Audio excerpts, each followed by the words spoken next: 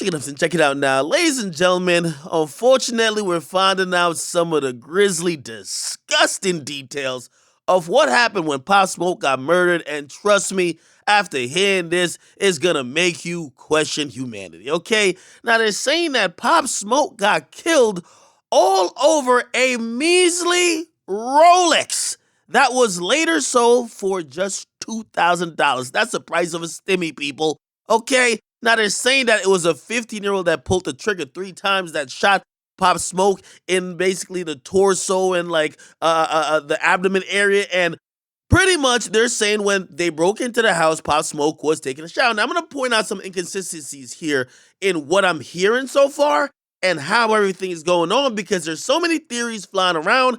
And I hate to be someone who's a cynicist, but some of this stuff don't make sense. Now, some people are saying, hey, let's be very clear.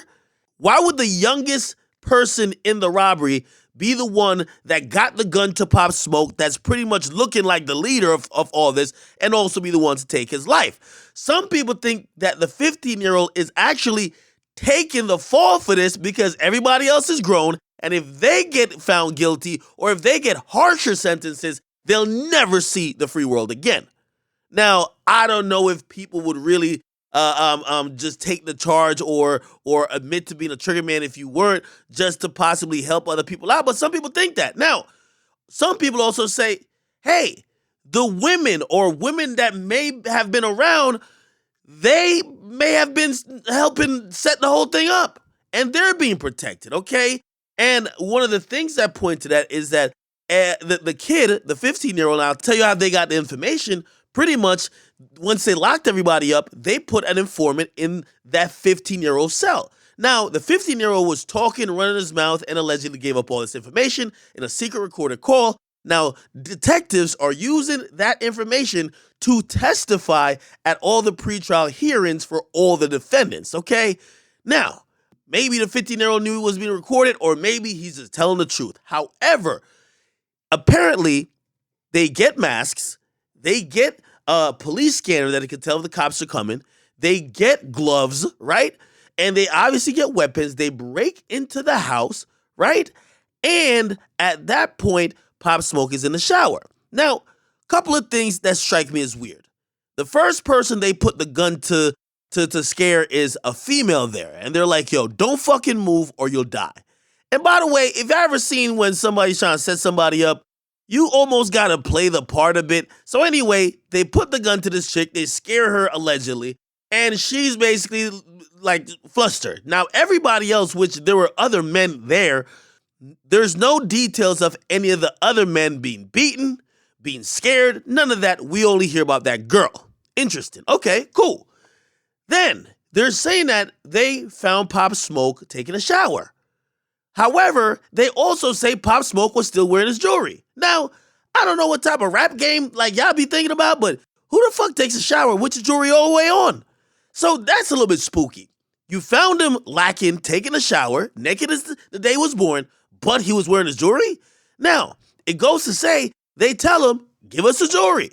And allegedly, once he seems to be complying, and they're even complimenting him like, thank you, Pop Smoke starts to fight back. After he starts to fight back, that's when pretty much a dude who allegedly might have been losing the struggle, the 15-year-old kid, shot him 3 times. Now, it was said he was shot 3 times in the back, which again, if he's fighting the guy, how does he get shot in the back? Still very confusing to me, okay? Now, for this guy's preliminary hearing that this information came in, his lawyer's saying that, hey, I'm glad you said that the 15-year-old was a shooter because my client was just a driver. We ain't signed up for no murder. You gotta get us out of this whole thing about we kill Pop Smoke because we ain't come for no murder. Now, that's not gonna really work because that's what TK tried with his case. He said, yo, well, I didn't come to do a murder. If y'all told me about a murder, it's that one guy who pulled the trigger. Usually, though, if y'all all go to do a crime and it turns into a murder, y'all all are murderers, okay? Now, here's the thing. They're saying that after Pop Smoke got shot, he was then kicked by the murderers, right? They were kicking him after he was shot several times. And basically, they only got away with the rollie. Apparently, they were attracted to the house because of large sums of cash that Pop Smoke was flaunting earlier that day, and obviously his jewelry. They left because of, clearly shots were fired, so they got out of there with the watch. But they had to, it was hot at that point, so they had to sell the watch for just $2,000. They didn't get the cash, this, that, and third. And truth be told, all these dudes are from the same gang.